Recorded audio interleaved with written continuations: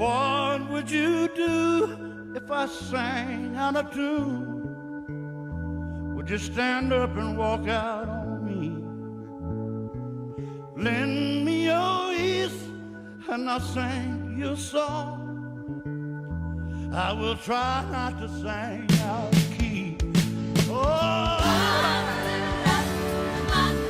all I need is to get. I say I'm gonna get high. Oh, yeah.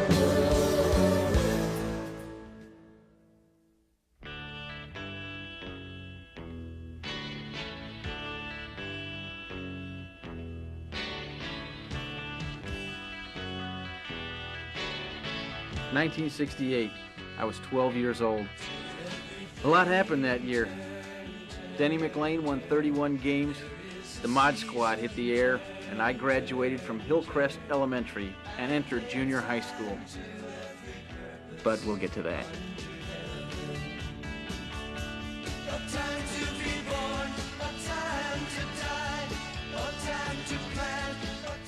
There's no pretty way to put this. I grew up in the suburbs. I guess most people think of the suburbs as a place with all the disadvantages of the city and none of the advantages of the country, and vice versa. But in a way, they really were the wonder years for us there in the suburbs. It was kind of a golden age for kids. There, that's me, Kevin Arnold, 1968, the summer before junior high school. There we go. And I don't mind saying I was a pretty fair little athlete.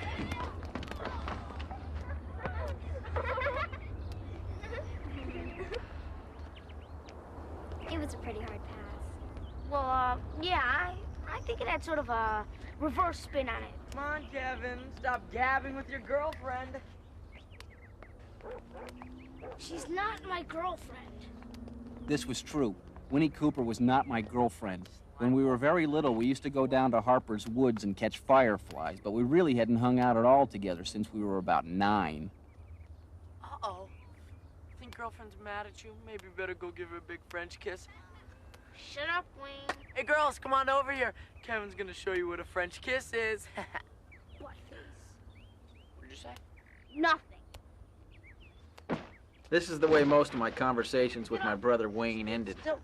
Apparently, he just deeply regretted the fact that I had been born, and he wanted me to feel the same way. Come on, Wayne. Get up. Let him out. I'm sorry, Paul. This is a family matter.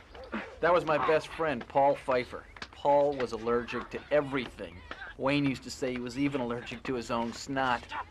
Wayne was a really funny guy. Hey, Wayne! Knock it off before I do the same thing to you.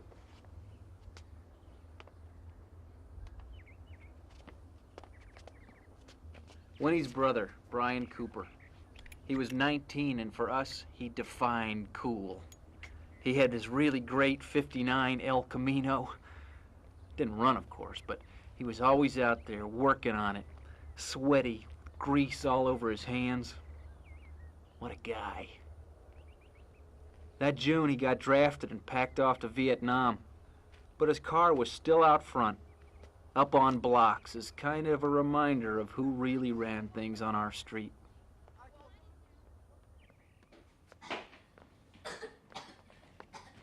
Mom, can Paul stay for dinner? Sure, if his mom knows. What are you having? What are we having? Meatloaf, I'm allergic to it. What else? salad. And more heavy fighting in the Mekong Delta today. Marines and South Vietnamese troops occupied and then destroyed several guerrilla strongholds. Casualties were heavy on both sides. Any minute. 19 American Between the traffic and his job, he's liable to be very tense, so let's not make him crazy. He's always tense. That's true. He's always tense, but he's not crazy yet. So let's try to maintain that sense of equilibrium. Hi, hon. How's traffic? Traffic's traffic. Dad had a Spartan sense of language. Karen, honey, you said you were going to come home early and help me with dinner. Peace, Mom, okay? Peace is fine. But you said you were going to help me with dinner. You have so much bad karma in your life. You know that, Mom? I'd be careful if I were you. Thank you. I'll keep an eye out. In the meantime, when your father gets back, try not to make him crazy.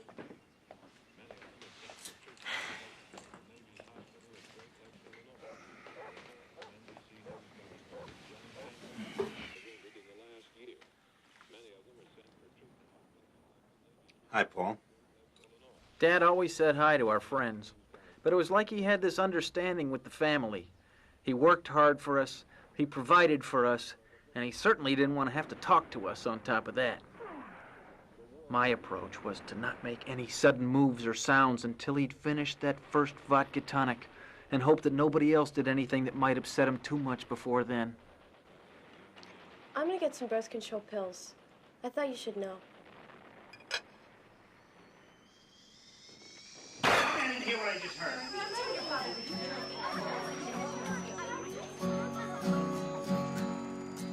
And that's pretty much the way that summer went. I guess it was really my last summer of pure, unadulterated childhood. I've looked at life from both sides now, from up and down, and still somehow it's life's illusions I recall. I really don't know life at all.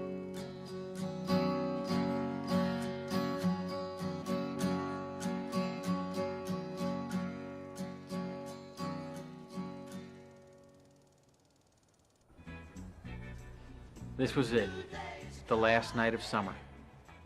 Holy cow. Try not to drool it, okay? If Karen finds out I have this, she'll kill me. Paul and I decided that the best way to prepare for junior high school girls was to look at them naked.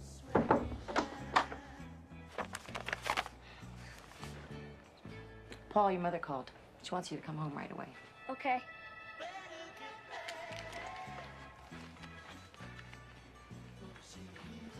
Well, I guess I'll see you at the bus stop.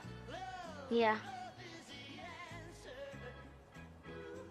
Last night I had a dream that when I got to school I realized I had no clothes on. If you're naked when you get to the bus stop, I'll tell you. Thanks. Do you know what you're gonna wear? Paul, I have no idea. Actually, I'd been planning my wardrobe for about 6 weeks.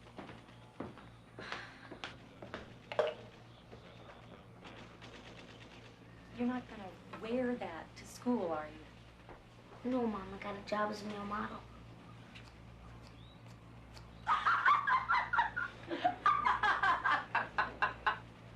Don't worry about it. You look fine. Let me see your class schedule one more time. No. He was going to have to get a grip on himself. This was the junior high bus stop. And if we were going to hold our own with the older kids, we were going to have to act mature.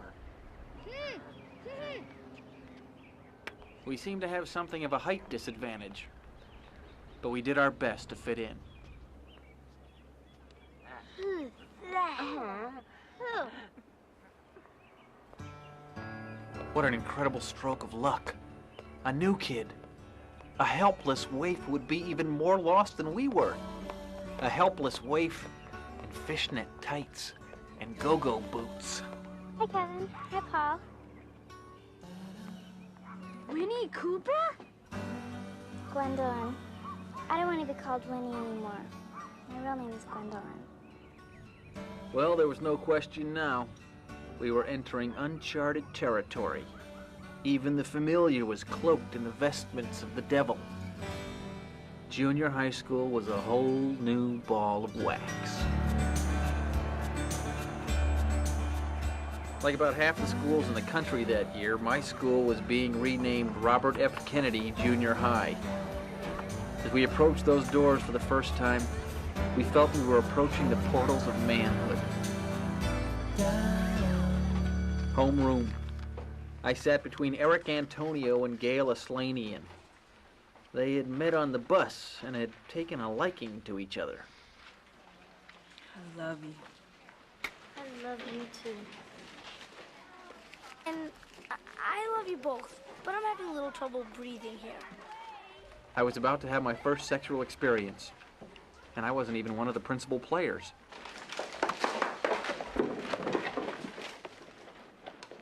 Kevin Arnold. You're Wayne's brother, aren't you? Well, according to my mother, yes, but my own theory is... You've got a tough row to hoe, young man. A tough row to hoe. The first major accessory of adulthood, our own lockers. I couldn't believe my good fortune. 2 lockers down from mine was Debbie Ackerman, one of the prime knockouts of the 7th grade. There was only one problem. Charles Manson had the locker between us. A 7th grader with a beard? This wasn't junior high school, it was a freak show.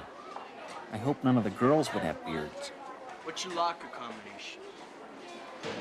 Well, I appreciate your asking, but actually they told us we weren't supposed to tell anyone else.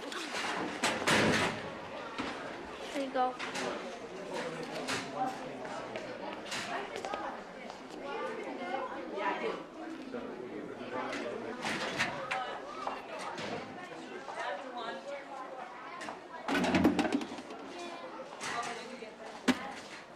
Anybody finds out about these, and I know who told them. Who? It was my only shot. I thought maybe I could trick him. You, that's who. Oh, right. In one of those quirks of scheduling, my first class was gym. This meant that I had to wake up in the morning, shower, get dressed, go to school, get undressed, run around, shower, and get dressed, all in the space of about 45 minutes. Well, people, a lot of you probably think this is gym class, huh? I was overwhelmed by a sudden panic. Things hadn't been going that well so far, but if this wasn't gym class, I was in bigger trouble than I thought. Well, it's not. People, it's physical education class. Through those doors, they educate your minds. In here, I educate your bodies. I'm an educator, okay? A body educator. Of course, we didn't realize it at the time, but this guy had the biggest inferiority complex since Napoleon. People, when you leave this class, you're gonna have smart bodies. Smart bodies. He went on educating our bodies for about half an hour. By the time he finished, I was ready to let my leg take a math test. One more thing, people, before you do your laps. The jockstrap. A, what is it? And B, what can it do for you? Arnold. This was it. I felt like a fighter pilot under heavy enemy fire.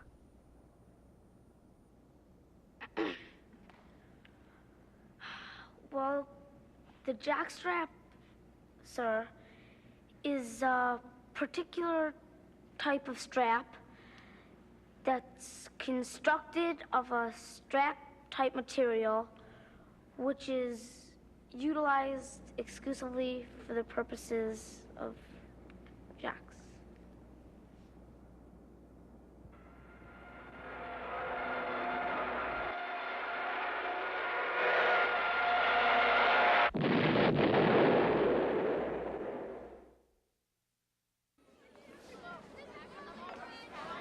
Lunch. At last, something I figured even I couldn't screw up. Where do you want to sit? Anywhere. Let's just sit here. A suburban junior high school cafeteria is like a microcosm of the world. The goal is to protect yourself, and safety comes in groups. You have your cool kids. You have your smart kids. You have your greasers. And in those days, of course, you had your hippies. In effect, in junior high school, who you are is defined less by who you are than by who's the person sitting next to you. A sobering thought. Try to look like you're having fun.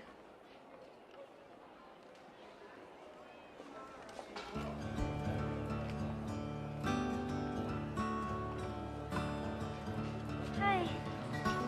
Do you guys mind if I sit with you? Sure, Winnie. We were on our way. Our group was forming. And Winnie, Gwendolyn, was not chopped liver. Who knows, maybe we even had an outside chance to become the cool 7th grade group.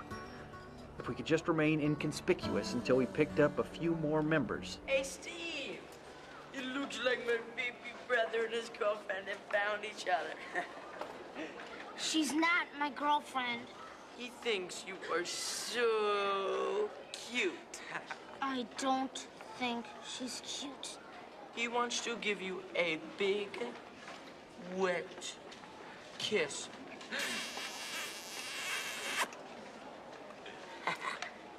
Told me. Liar. I never said that. I don't want to kiss her. I don't even like her. Young man. What does that sign say?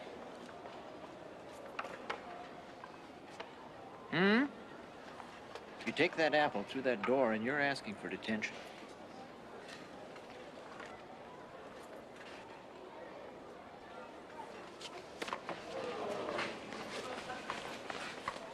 Young man. I think we have a problem. He was right. There was a problem. Oh, yeah. The apple. That's right. The apple. You wanted it inside the cafeteria. That's right. And now it's outside the cafeteria. That's right. The conversation was getting stale. I asked myself, now what would a guy like Brian Cooper do in this situation?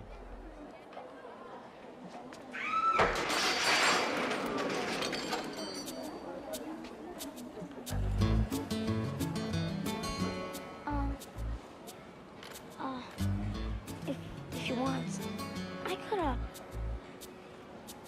I could get that.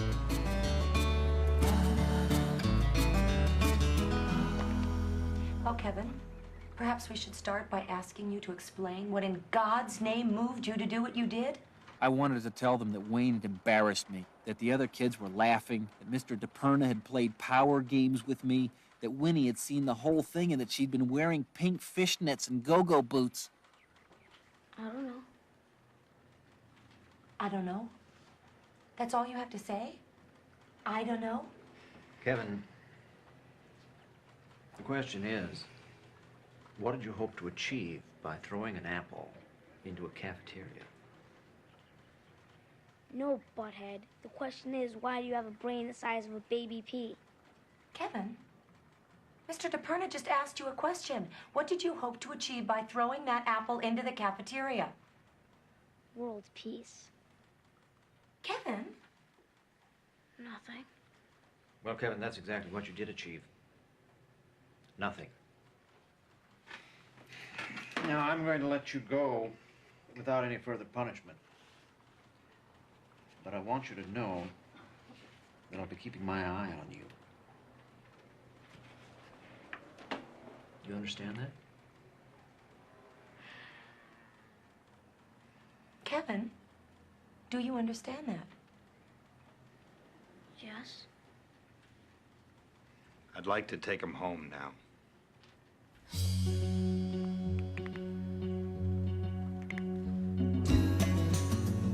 In my 12.5 years, my father had never struck me, but he'd given Wayne a beating, twice, and I recognized that glazed look in his eyes.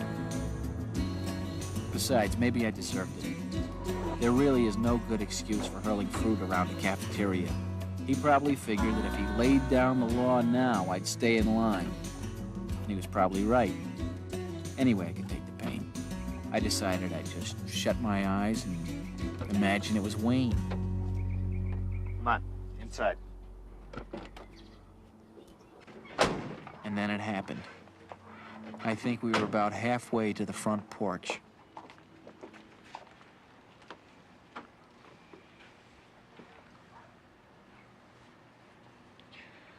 Brian Cooper was killed.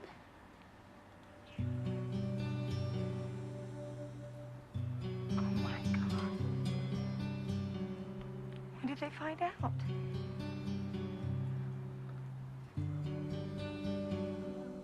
I need to go call Evelyn and see if there's anything I can do. Oh my God, poor Evelyn.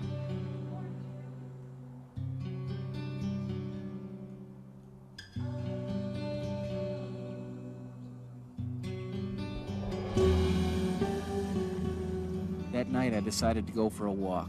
The days were still long, and back then, kids could still go for walks at dusk without the fear of ending up on a milk carton.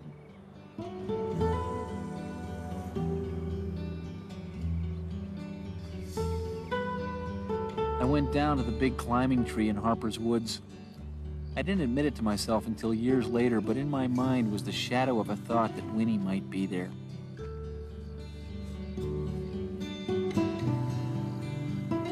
She was sort of hugging herself and rocking slowly back and forth.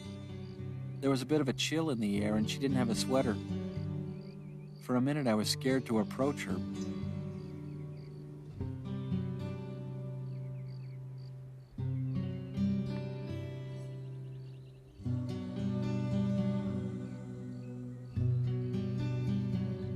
I didn't know what to say. I had the strangest feeling.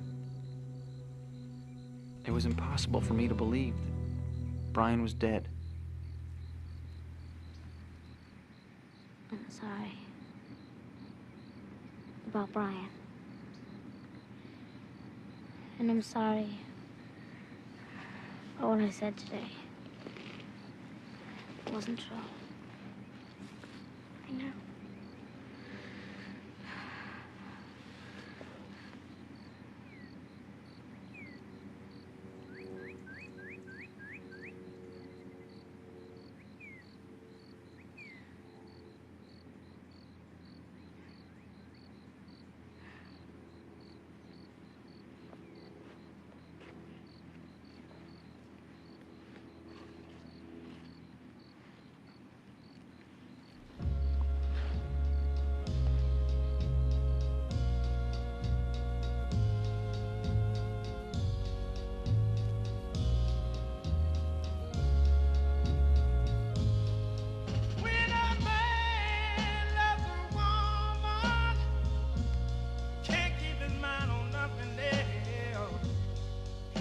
It was the first kiss for both of us.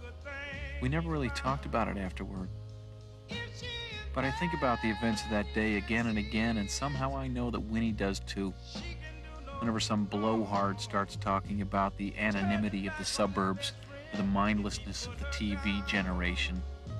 Because we know that inside each one of those identical boxes, with its Dodge parked out front, and its white bread on the table, and its TV set glowing blue in the falling dusk, there were people with stories. There were families bound together in the pain and the struggle of love. There were moments that made us cry with laughter. And there were moments, like that one, of sorrow and wonder.